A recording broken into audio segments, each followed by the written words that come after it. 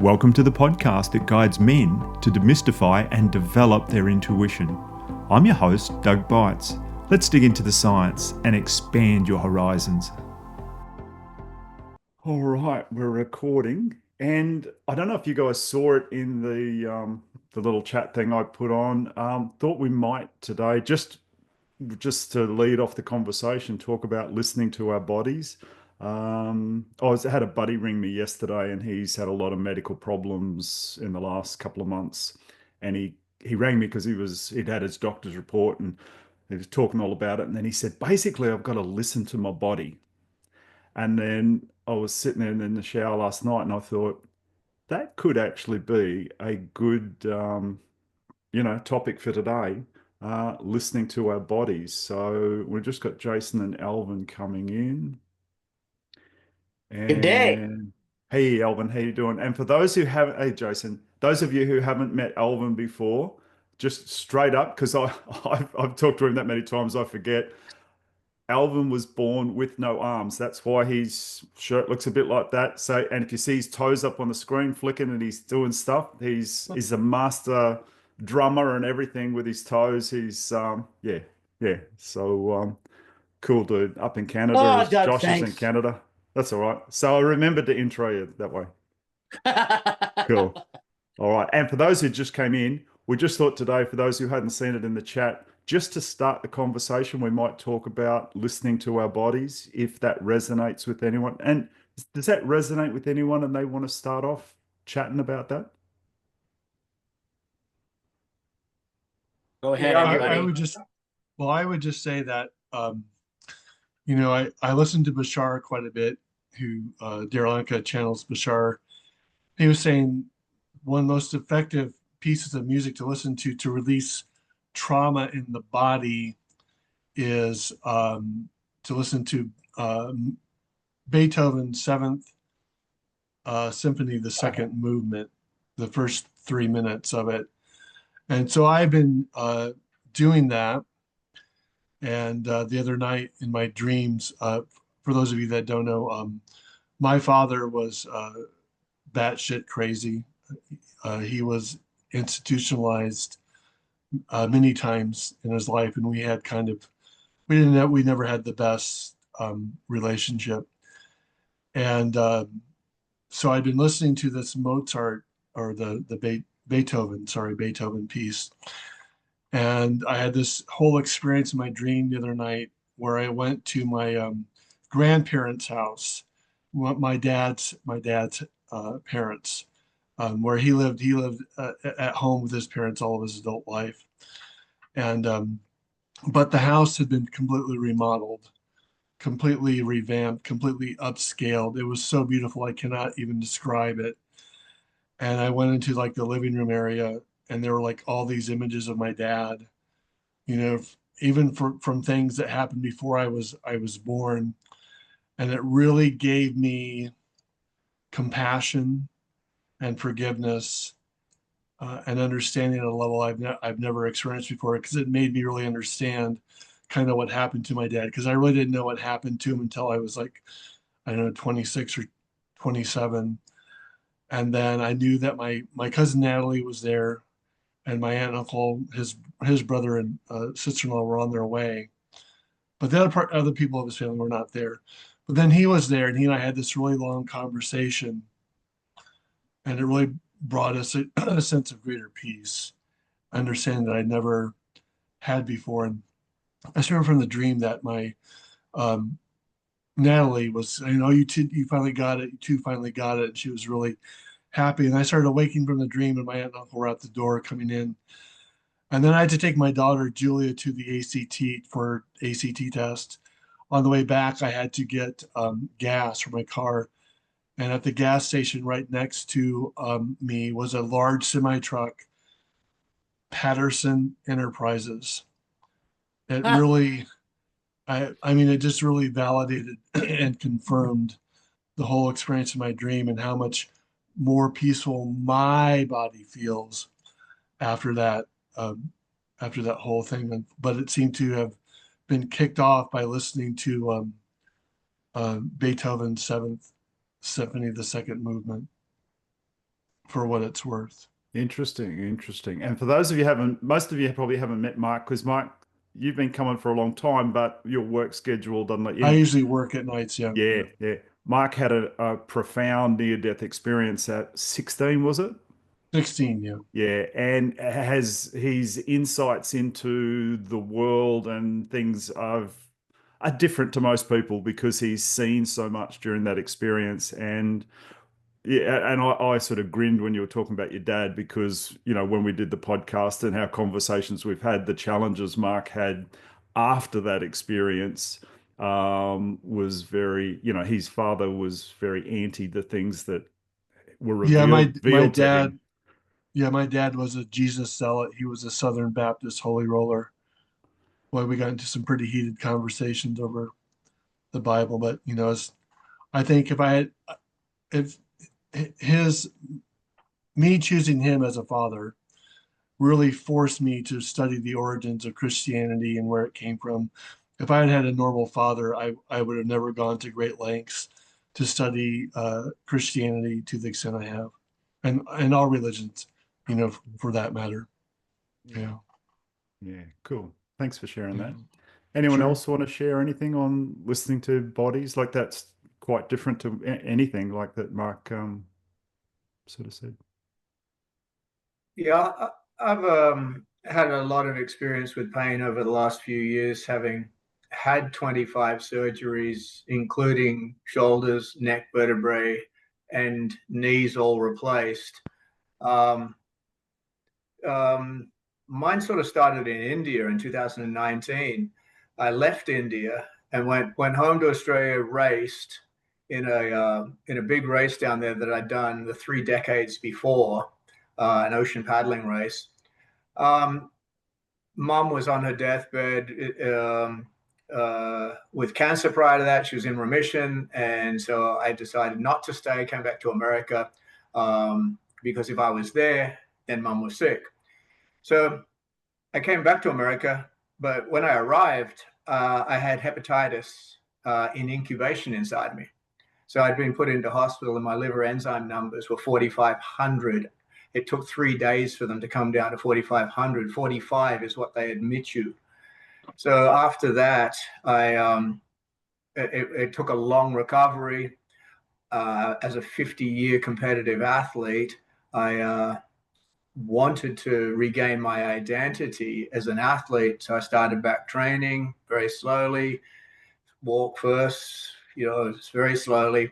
Um, Pushed it a little hard in the summer of 2020 here when COVID hit and we did some virtual world titles.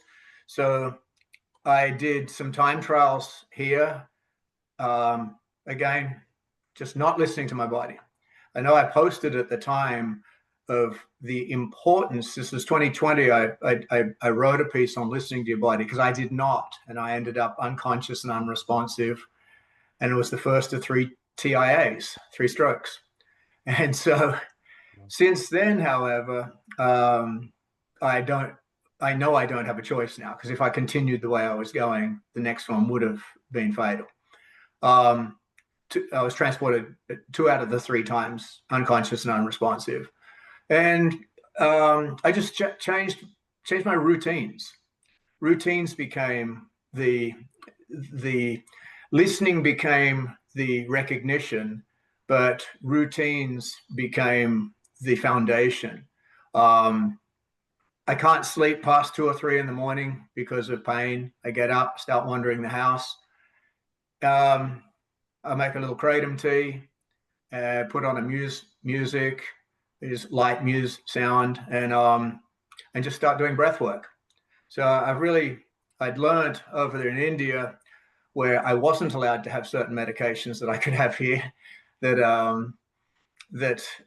I had to have an alternate source. So I started meditating, started breath work, and then found that by not trying to block pain or block the woe is me thoughts out, but recognizing them, interacting with them, becoming one with the acceptance. And yeah, there's a lot of things. I can still walk, I can still do things, and slowly over time Um, Thanks to better awareness from a wearable, I monitor my stress. I recognize now what stresses me out, even though it's not a physical stress. I don't feel externally sweating, angry, whatever, but internally, like we're talking about, listening to your feelings, your emotions towards things, and then looking correspondingly how they are on your wearables. And I've found even with my young athletes that I coach, yes, you can be obsessed with numbers, but you don't have to be. They're simply a recognition that this at this particular time of day, no, this is not what you need to be doing. So it's self-regulating through a greater awareness. But I found routines are absolutely critical. Very interesting. Yeah. And I actually was listening to a podcast a couple of days ago, and a guy was on that. It was talking about, it was a doctor, about wearing, some sort of like an iWatch type of device to monitor things. And he was talking about just watch that there was one particular one, and you could watch it when you drank alcohol, and you Yeah. could tell very quickly, even though you felt normal, the wearable was going to tell on you. It My knew that something was going on in your body, even though you weren't sensing it. two beers. Like I just I spent a month at home. It was almost impossible not to drink. It's yeah. I mean, I could have, but I may not have been able to come back home again. So, but yeah, you have a couple of beers, full strength beers, and I now know that my resting heart rate that night will be 8 beats per minute higher. My REM sleep will be almost minimal. It's just, you have to then realize that you're going to start the next day not at 70, 80, 90%. You're going to start the next day at 30, 40, or 50%. And then you have to manage your day accordingly. So, the old days of, have 6, 7 beers and back up next day with a 30K paddle or 30K row, it doesn't exist anymore. In your training, jumping into zone, warm up zone 1, zone 2, jump into zone 3 and hit zone 4 for 5-10 minutes, doesn't happen anymore, because then again I just realize the causation, the effect of it is validated by your wearable. Guys, if you're on a path of developing your intuition, and I know you are, that's why you're listening here, then the Neurovisor is a tool worth checking out. It uses light and sound to guide your brain into deeper states of awareness, helping you quiet the noise, tap into your inner knowing, and strengthen your intuitive muscle. And who doesn't want that? There's no pills, no fluff, just 11 minutes a day to reset your mind and reconnect with your instincts. I've bought myself one last Christmas, and I've added it to my daily practice, and the shifts are real. This is not a paid ad, but if you use the link in the show notes for more information, I do receive a small percentage of the purchase price. I highly recommend you check it out. Anyone else want to share on? I'll throw one at the bunch. You might find this all fascinating, because I find it fascinating. Thanks, Doug, for telling everybody about why I look like I do. And important to bring that into play now, not just to talk about a biography here, but interesting knowledge I've gained in 60 plus years. I'm going to be 65 next week. Can't believe it. Hairball. Anyway, having no arms meant me having to learn to use my feet, which according to my mom and dad was completely natural. It was the encouragement in our home of making sure that I used my feet, being able to function. So this was 1960 that I was born. I was then taken into a foster home, not to bore all of you, but it's a very important part of the story, because my birth family rejected me at day 5 of my life. So sad story? No, good story, because I got into a foster home, and the key to it was my parents were in their middle 50s. Therefore, they had a lot of wisdom, and they had a lot of value in the very simple things in life. But I always like to joke, it was 1960. It's not like they could Google no arms, right? Siri, what do we do? And basically, I had to figure out my own way. But because of that, I got very in tune with my body, because I can still use my feet at 65. And there's Siri talking now. And I'm very, very functional even at this age.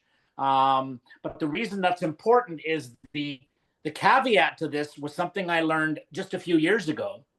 I've been working with Harvard and Georgetown University on a research project. I talked about this one time before in another group, I believe, Doug, but where they are looking at where to put implants in the brain that will act exactly like modern technology, connecting via whatever Bluetooth type of connectivity to the new generation of artificial arms for wounded warriors who lose their limbs in combat.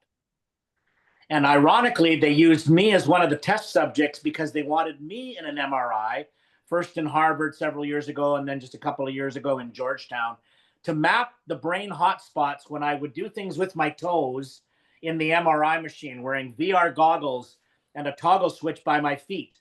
And they were able to map. Oh, it is very cool. In fact, it gets even cooler, brother. They showed the results later. I'm actually scoring faster response times using my toes to visual and audio stimulus than people using their actual hands in the normal test group, which means that I was able to condition my own body. So when I say my feet or my hands, that sounds very inspiring, but the reality is it's not inspiring to me. I'm grateful, of course, but because of that, I've had to learn my body. For example, I have theoretical high blood pressure. When they put the cuff on my leg and do the test, I should be dead. But the fact is, look at me. Do I look dead? Do I look unhealthy? Do I look like I'm blood pressure sensitive? No. But here's a factoid. You can't measure blood pressure accurately when you're missing limbs because you don't get an accurate measure. So even if I wore a wearable, which I don't, I could, but I don't, it probably wouldn't give the accurate information, because to me, and by the way, Gary, I respect to that, to your story especially, but I know my body. So I know when I'm not feeling well. And to pacify my doctor, I'm on a low dose of high blood pressure medicine and cholesterol, but that's also because I'm going to be 65. But I think what most of the time I really appreciate is that I can do what I can do, not in an inspirational way, but the body is truly, it can let us down, but it can also be truly amazing.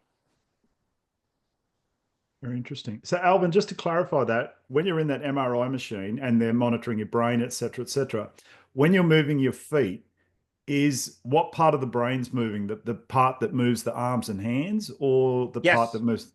Wow. So it's rewired. Yeah. Because my brain doesn't know my arms don't exist. They never grew. So all my body knows is that's in the brain where everything functions. Just that's why I talk with my feet. Okay. And people find that cute. But it's very natural. Yet these aren't hands. They're, I don't know what they are. They're not a hybrid. But I mean, I'm not the only one. There's other people that are foot users in the world, but I have chosen a public life.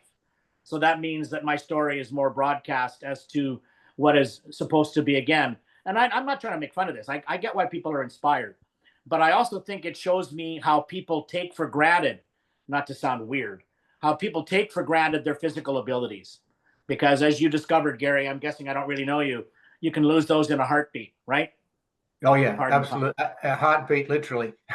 Yeah. Yeah, wow. Yeah.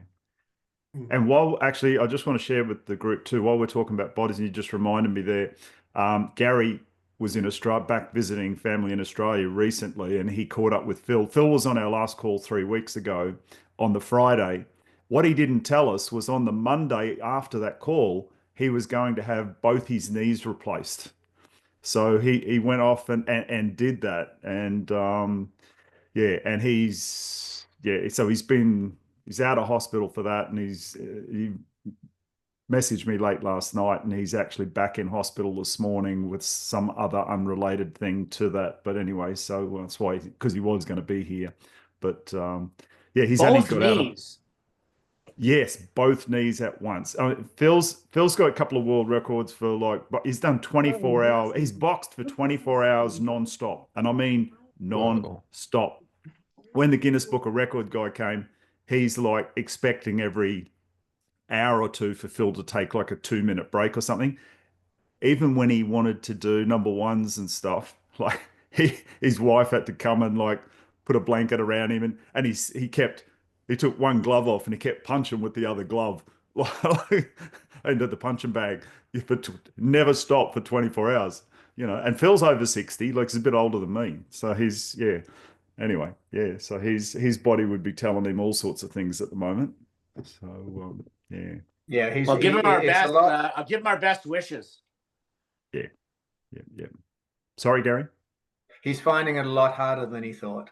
Yeah, Yeah, I was with him the day before, and I drove, went back to Sydney on that Friday, so that's why I couldn't jump in because I had no idea where I was going to be. And he's he talks himself into, he's brilliant at talking himself into a situation, but now the situation is talking back to him. So yeah, he'll come through it. He'll come out the other side, but it's an eye opener for him. I know that. yeah, yeah. All right. Anyone else want to share anything related to the body or anything at all? Like that was just something to get us started. Who's up? They say that when you have pain in your body, it's because it's an unexpressed emotion. So when I have pain in my body, I always ask, what is the emotion that I was never allowed to express? And what is it causing? What's causing it to be stored in my knee or wherever it may be? And usually when you ask those questions, if you might come to you in a dream or something, there's usually some type of release, but that's what they say, that pain is just telling your body that you haven't given yourself permission to express something yet, or it's an unexpressed feeling in the body. Yeah, yeah. Yeah, no, I can relate to that one. And yeah, yeah, they say it like a lot of sickness and disease, etc. 80% of it is often had its birth that in some sort of emotion that's been held and Buried or got suppressed. stuck in your energy field or whatever. Yeah, yeah. So Yeah. it's important to listen to those things to potentially then help release the emotion. So you're not holding it, so that can start to free up and not fester and grow and etc. etc. Yeah, yeah. No, I hear you there. Yeah. I'll ask the guys a question, because it seems like we've got a quite the intuitive audience.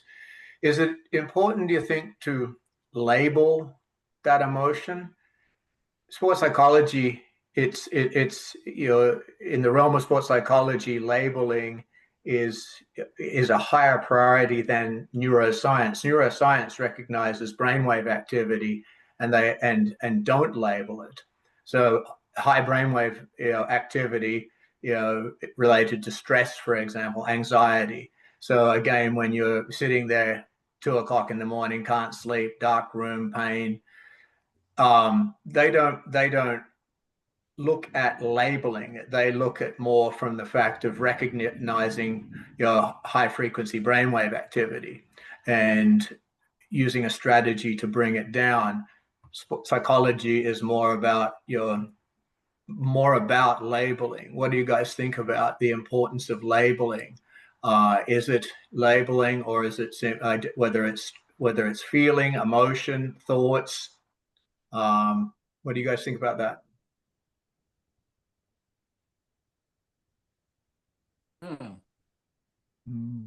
I think you can get yourself in a lot of trouble by labeling things.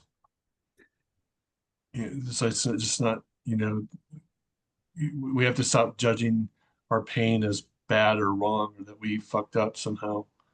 And I think that's where we get into trouble in labeling things, just realizing it's just a situation. And it's our opportunity to learn forgiveness, return to wholeness. It's getting your attention to return to wholeness. But I think labeling is a dangerous thing. I think it's I think it's more important, when I'm seeing this from the perspective of like, you're doing shadow work or something, you're trying to process some stuff. But I think it's more important to focus on actually feeling in your body the emotions rather than labeling them. I find like, for me personally anyways, because I tend to label things like constantly. So, but when I'm consciously focused on not labeling and just on experiencing and feeling this in the body, like perhaps a label is what sent me to that thing that I'm now processing initially, but that it's for me anyway, that focus part is where the magic happens, and then where things kind of finally release and move along. So maybe the label is a good guide to the problem, but then the root of it is really getting in tune with your body and feeling through things. Don't know if that's helpful. I've done some energy work on other people, and I've had energy work done on me. And I can tell you that when I do energy work on somebody, my hands will heat up like on fire when I hit the spot that needs to be released, the trauma. And there are times where the person knows exactly what the trauma was. They'll tell me exactly what I don't know what's going on. I just follow my hands. And then there are times where they have no idea, but I will tell you, it does not matter. Whether they know or not know, the energy still gets released the same way. So labeling it hasn't mattered in that way for me. And I've had it done to me as well. And sometimes I know what's going on and sometimes I don't, but either way, I leave feeling a lot better. Yeah, I hear you there. And I'm exactly the same, Rich. I've do energy work and I've had it done to me to help with things. And I know like some of the practitioners will say to you, you know, if you happen to notice, you start to recall an event that you haven't thought of for a really long time or anything like that, it potentially that's what's being released. And if you want to share that, you can. If you don't want to share that, keep it to yourself, whatever. It doesn't mean that that is what's being released, but potentially it is. And I've talked to people who've had work done and they're like, man, I thought of this thing that happened like 30 years ago. I don't know why I haven't thought of it in 10 years.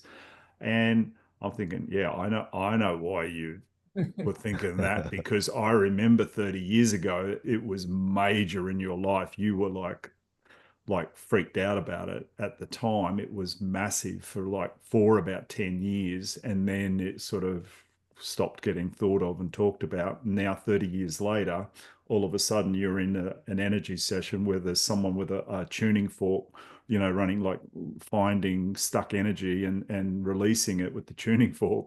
And now all of a sudden you had that thought, and they didn't have the thought emotionally. They just had the thought. And they're like, anyway, but yeah, but like you say, it doesn't matter whether they have the thought or not. And I don't know if that. So Gary, back to you. Does anything what's been said there help or relate or make sense? That's interesting. Yeah, it's perspectives. You know, for me, I'm more in the, you know, my full time is mental performance coaching. So I look at it, you know, with my athletes, of so much of it is one of two things: that you've either got the experience stored, so you've got a neural pathway memory stored, functional or dysfunctional, or it's uncharted territory. So a young kid today, she made it to her first US girls national match play round. Had 4 kids there, and it was her first. You know, she'd set all summer, her goal over here, American summer, was to make it to the match play round of US junior girls. She got there today and was absolutely tapped out. She had nothing left. She climbed the mountain, and I'm sort of dancing around here. You know, I personally struggle with people that label peak performance, because you get to a peak, there's only one way to go. And she got to the peak, and then there was only one way. She literally woke up this morning and can almost not function. And so yes, she lost in the match play. The other girl who one of my others who was had to get into a playoff this morning after yesterday. They couldn't finish yesterday because of thunderstorms. she had no expectations because she was in a 2-for-9 playoff and managed to get through, and then just won her match against the #1 seed. So, you know, I believe that labeling can be helpful if you can recognize the stored neuro pathway, and you can answer the anxiety, answer the tension, answer the feelings of uncomfortability with something a little more objective in the realm of sports psychology. So it's a little different to where we started listening to your body. These are more psychological barriers, but in order to meet the challenge in this particular realm, I actually do believe in using judgment and identifying. For my own, what I've been going through inside my own head, and for the last 3 years since this of change of identity, I've used the routines. Instead of getting up after the breath work at 4:30, I get up now and I start writing. Writing has become my training. And then around 6 o'clock, I will go and exercise. It's not training because I'm not training for anything specific. And it's interesting. This morning, I just had a wild hair this morning. I thought, you know what? I'm going to do a 30-minute VO2 test and just see what, where the body is at. And found it very difficult to pace myself because my old body, my old brain, if we talk new and old brains, my old brain just, it had a body that could function.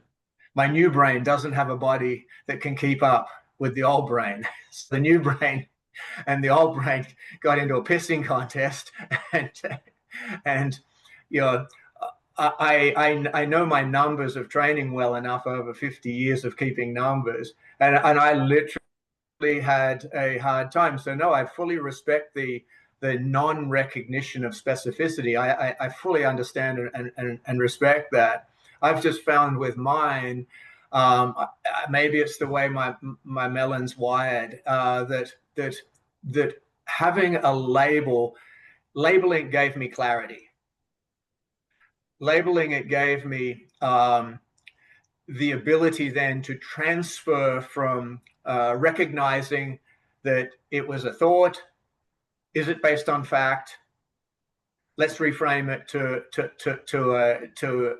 and let's address it, and let's transfer it into an actionable item. Maybe that's not for everybody. It seems to be working for me at the moment. And the only reason I'm very fortunate to be in this situation is I get to work with 40 or 50 great young, world-ranked young athletes every day, and by listening to them, what is it that's, and so much of their trauma, so much of their stress is predicated on perception, not reality. So that's why Gary, what sport, Gary? Across the board. I'm a PGA golf pro as my job and a sports psychologist. So most of those kids we're talking about are golf. But I work with everything from boxing to football, to all surf sports. I was Team USA's national team coach for surf sports, surfing and paddling, rowing. It doesn't really matter. Again, the pathway is similar. Anxiety is anxiety. In our situations, for all of us, the anxiety releases cortisol. Cortisol, is an expression of the pain. And so, yeah, my want for labeling came from just personal. I found that it was easier for me to know a little more pragmatically what it is that am I feeling it? Am I sensing it? Is it intuition, or is it something actual? Gary, just want to ask a question, gentlemen, all of you. Wondering, this is really weird. I like golf very, very much.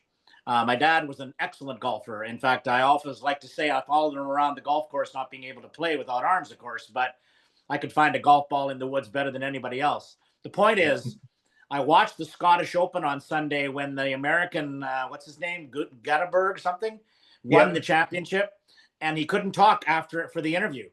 And I felt for the guy, and I'm really serious. This connects exactly to what you're saying.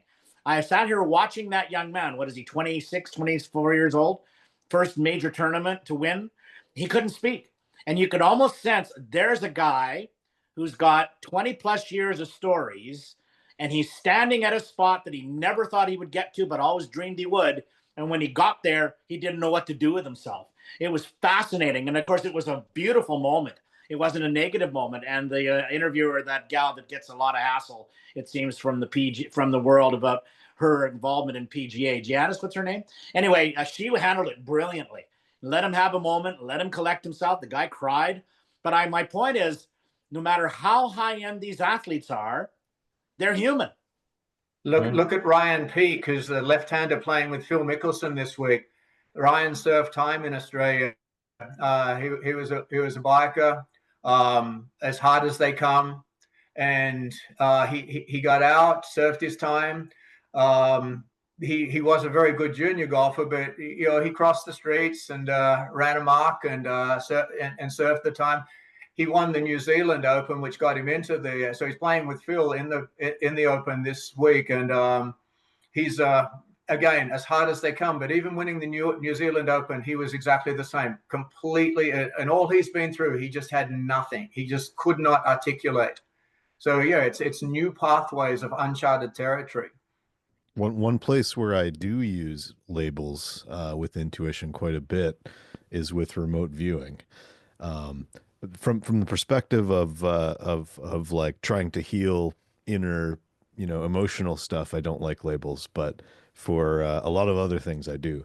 But it's funny, we've actually been remote viewing a bunch of different sporting events and trying to determine who's going to be the winner or what's the under over going to be. And this is a training for us actually too, because we're also intending to do stock market stuff with this too. So, but we want to try and get the training in every day and be consistent with it. But long-winded way of saying it is important to separate out the intuitive information that you're getting and categorize it and label it, so that you can understand, at least in remote viewing specifically, what stuff is going to be your actual clairvoyant information, and what is this, what's noise that's been interjected by the more analytical part of your mind that's trying to parse it down into something. And if you work at it, and eventually the two can kind of meet in the middle, and that's when you end up getting sort of your accurate information. So labeling is definitely quite beneficial in a lot of ways too, for parsing psychic information. So it is important to sort of be able to feel and recognize that separation of intuitive information versus logical interjections from that other part, and of course integrating the parts. Yeah, and it's like everything. There's reasons to go one way, and there's reasons to go the other way, and both reasons are correct for different reasons. Different needs, different. Gary, you're in America? I'm in Florida, almost America. So here's a question that's going to sound a little weird, but I mean it from the bottom of my heart. Having experienced your work in Australia and America, how do you see the two countries comparing? Brilliant question, actually. I just watched I was just at the World Juniors. After I came back from Australia, I went to San Diego, Torrey Pines for the World Junior, and watched the young Aussie team. Culturally, it's a tightrope to walk on, but culturally they're just so different. At the moment here in America, it is quite divisive. It's very labeled. Oh, you're red or you're blue at the top, and that influences a lot.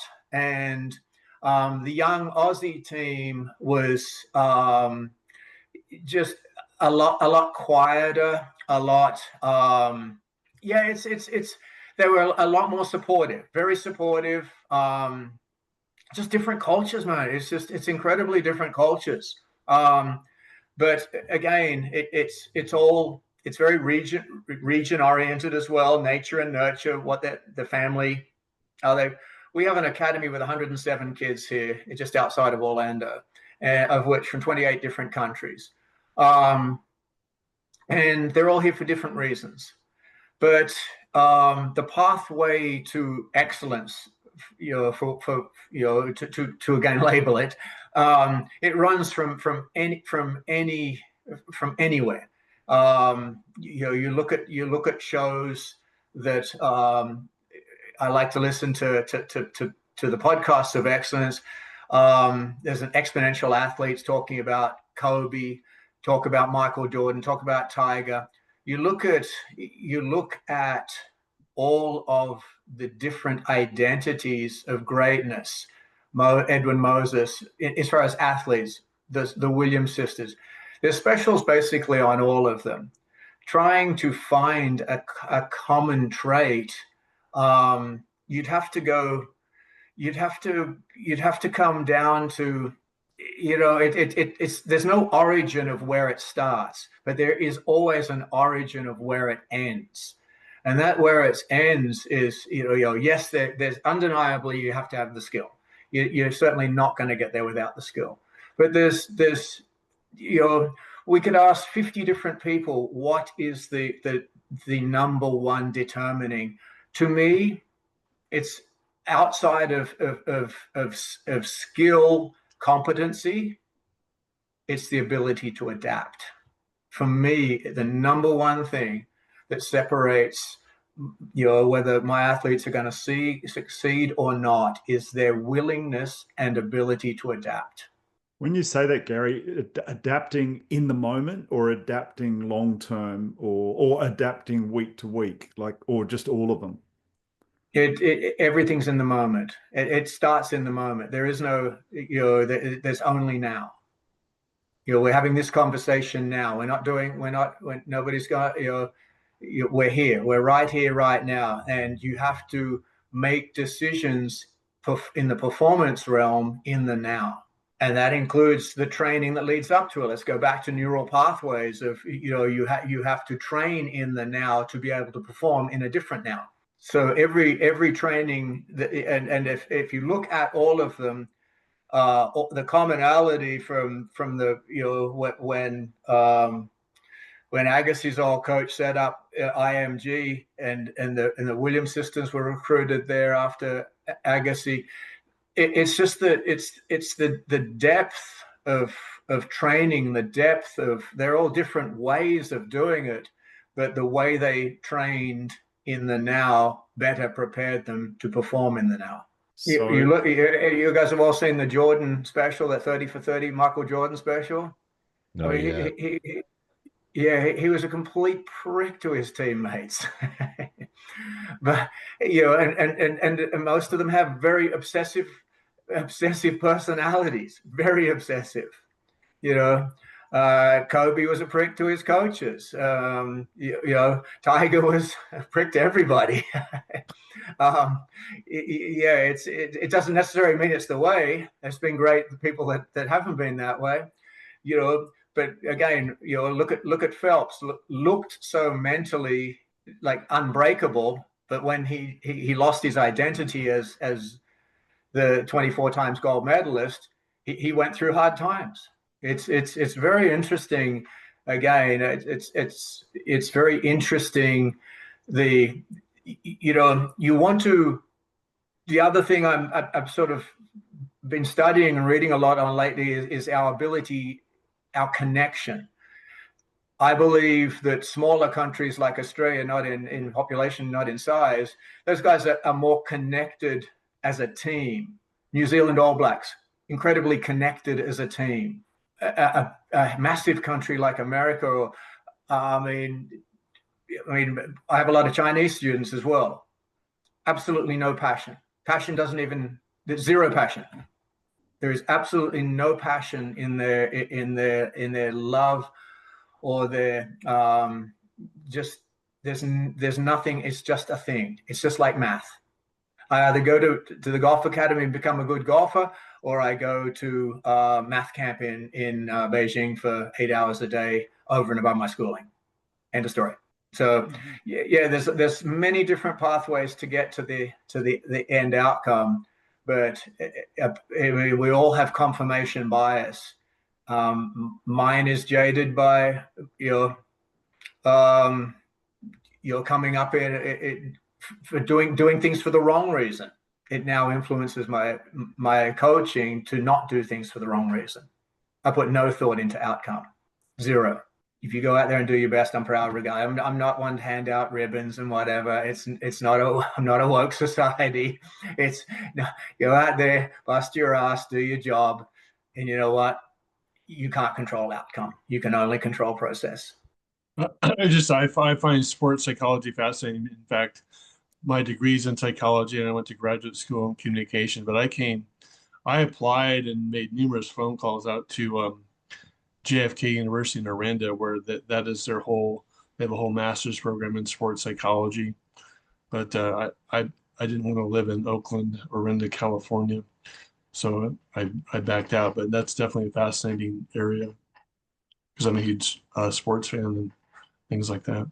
Yeah, some interesting conversations about the body and the mind, obviously, on how we how it's wired and how Alvin's. Not to extend this golf thing, but I was curious while you were talking there. And again, Gary, I'm sure you're not the only one in the room of us 6 or whatever that has an opinion on sports. But here's what I find fascinating about golf. None of their bodies are exactly identical. Yet some of these guys and women too, like but let's talk about guys for a minute. How do some of these guys that weigh 150 pounds hit a ball 300 yards? How do they do that? Yet, you think that it should be a big guy, like a lot of the big guys. They have the power in that body. But I think you're a coach. You're obviously well versed in this. But how do these people with such different physical bodies have such different outcomes in terms of the sport itself, in golf in particular? We can look at it physiologically and psychologically. You cannot apply a force that you can't resist. So physiologically, if you can't resist the force, you can't apply the force. The girl we're talking about who just beat the #1 qualifier today, she's 15-year-old Chinese girl and she can hit the ball 300 yards. She's 15, Chinese girl, and she can hit it 300 yards. And she just doesn't know different. She was programmed very similar to the Tiger model to just absolutely pound. She can generate 120. So those of you know club head speed, 120 mile an hour club head speed at 15-year-old girl. And and then the psychological is the quiet of your mind. If you are still processing in your prefrontal cortex the water on the right, the out of bounds on the left, the fact that you just 3-putted the hole before, if there's still unresolved issues, you can't swing at your full potential if you're also, again, look at your disc profile. If you are a steady by nature person, if you're a person that likes to be nicely organized, your desk's nicely organized, most of the longest hitters are what in a disc profile I call a dominant profile. So they just, they're willing to not give a shit where it goes at the highest level. I was 3 times PGA long drive champion, and on the world tour, I was by 40 pounds the lightest competitor. I just found that I worked a lot on my short game. So if I hit it into the rough, it didn't matter. I was still close to the green. If I was playing for precision down the fairway, and I struggled, I literally couldn't play. I mean, it didn't fit in my DNA. I was wired to be aggressive. So alignment of physical and mental frees you up. Again, I'll go back to structure gives you freedom. So structure of knowing what your traits are, knowing that that there's a good probability that if your driving average is around 320, 330, that you're only going to hit 60 to 70% of the fairways. If you're going to want to hit 80% of the fairways, you're probably going to hit it closer to 290. So just being in alignment. The physical training for it's easy. Anybody can do that. Power lifters are mostly short-limbed people. So, John Rahm hits it a long way, and he barely takes the club to horizontal. I mean, he doesn't take the club near horizontal. John Daly, again, different build, not a strong human. Genetically, leverages are unbelievable, and rotation and angular momentum is incredible. So yeah, he can still hit it a long way even in his 60s. And a dozen beer on top of that. He listens to his body. He just doesn't listen very well.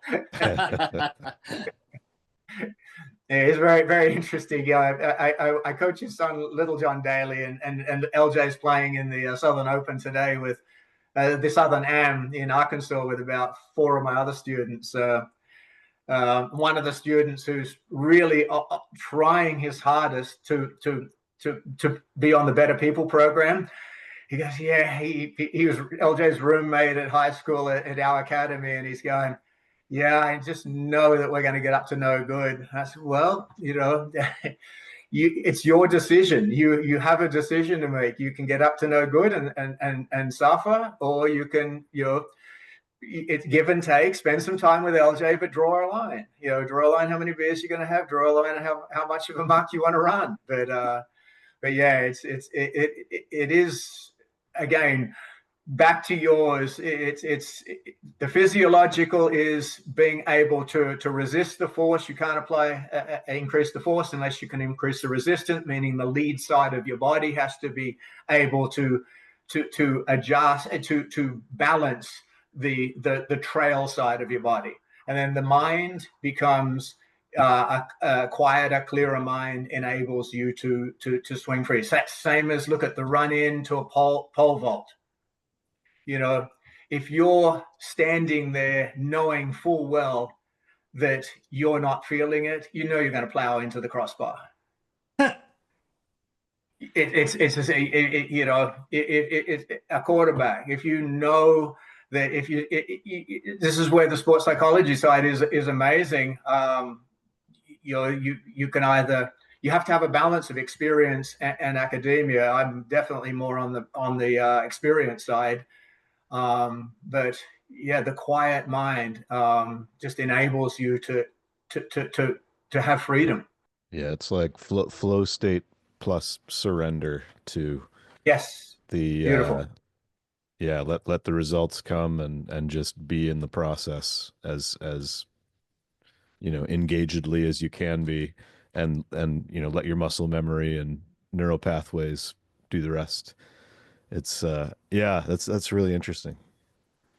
Gary, you're talking about the lead in, and I get it, leading into the shot, and then what I would call, you didn't use this term, but what I would call the follow through. And I'm just thinking of golf or tennis, like leading into hitting the ball and then the follow through. So and that's physical, but then the thought process in the mind.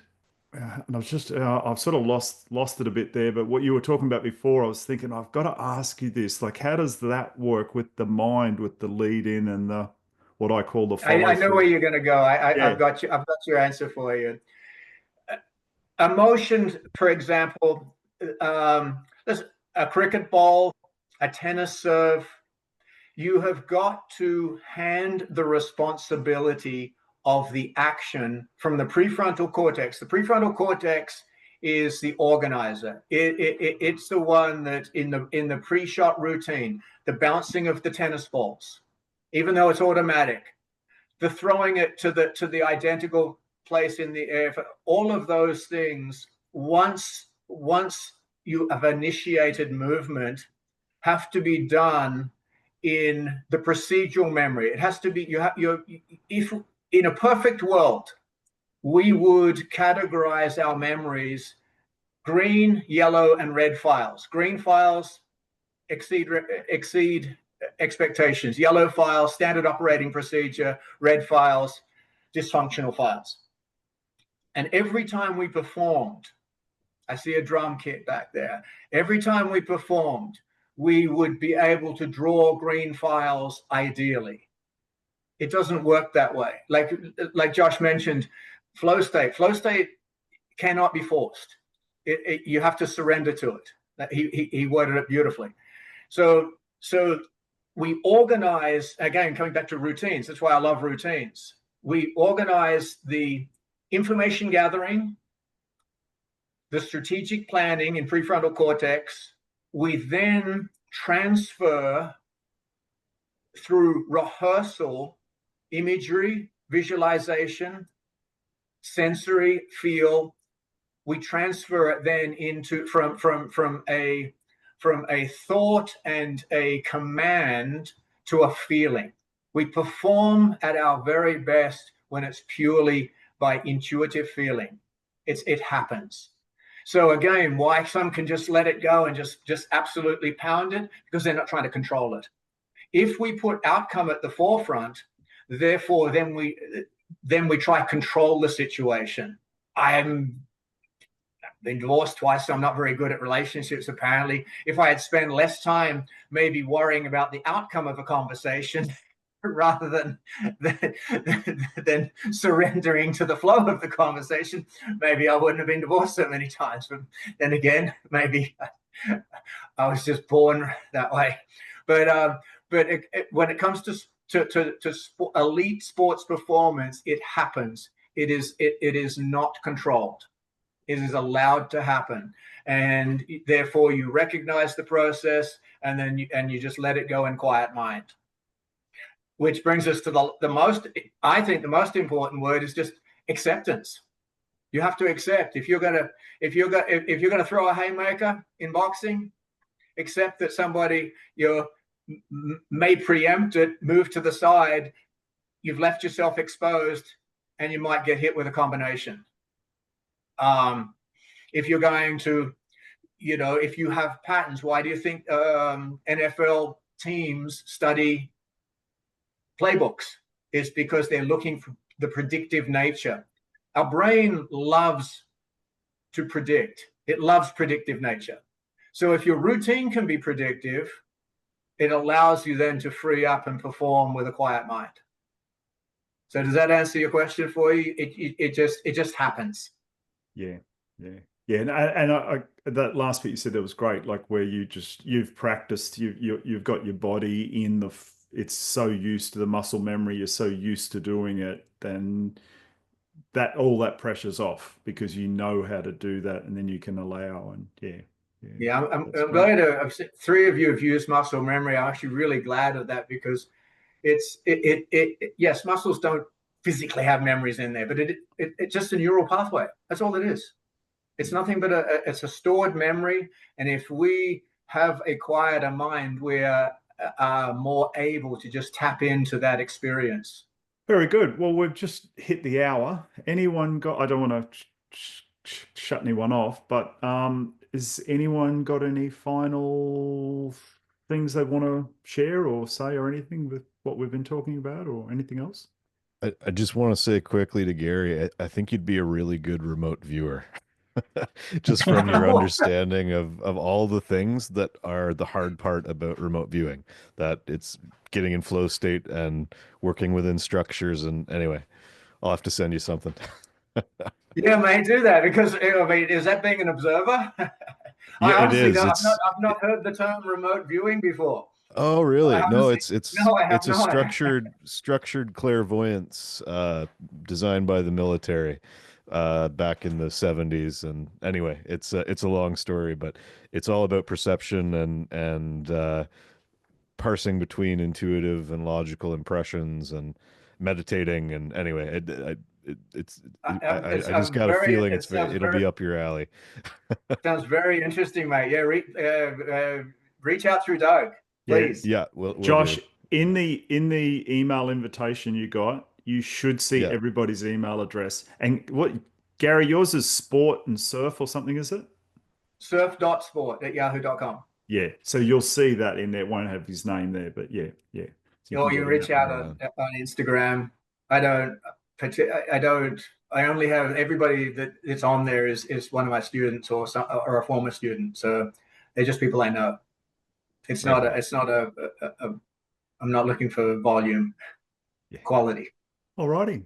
Excellent. Well, thank you all, guys. That was brilliant.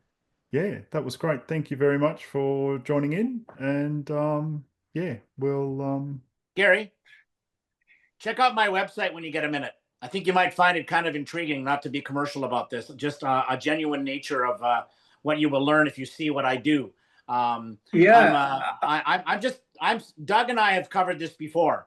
I'm between a rock and a hard place, because part of me feels like, holy shit, look who I'm online with here. But at the same time, I think that's the thing about it. We all have a very similar brain, don't we? A similar mindset. Doug, there's a commonality amongst all of us that have connected through you. And I think that's what's really, really beneficial, because we do need this. You know, whenever I think about it, when I miss this, I didn't think I would miss it when I can't be here. But it's just nice to spend an hour, being with like-minded individuals, not because we all agree, but because we've all got this searching soul. And I think that's what I love about this group more than anything. I feel like I'm always looking for answers to things just because I'm curious about the world. But I also be very blunt about this. My story can be very compelling and inspiring to those that are trying to learn how to overcome things and be resilient. So feel free to use my website to show any of your students, when's the last time you made an excuse? Check this guy out.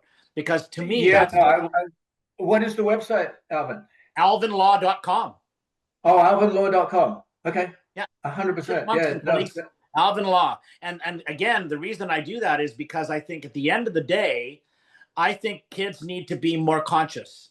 We could have another discussion next time, maybe, Doug, about the distraction of devices for young people and how we need to refocus their brains, because their brains are so incredibly powerful, as you know, Gary, and I know too, because I work with kids all the time. When they can get away from the distractions of the internet and focus on what they're born to do, then they can too become a world champion. And it always amazes me how people can do that out of the blue, but they're never out of the blue. It's always intentional. Yes. Yeah. Well said. Thanks, Doug. This is awesome, man. Awesome. Thank you for meeting us. Always a blast. Thanks for coming and hanging out, guys. Always. Cheers. Thank you. Well, we're at the end of another thought-provoking episode. Remember to subscribe so you'll be alerted to new episodes. I want to say thank you to the men who are joining me on this journey of intuitive development.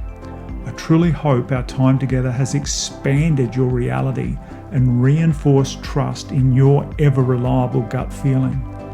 Embrace your intuition. It will not lead you astray. Until next time, stay tuned, stay curious, and trust your gut.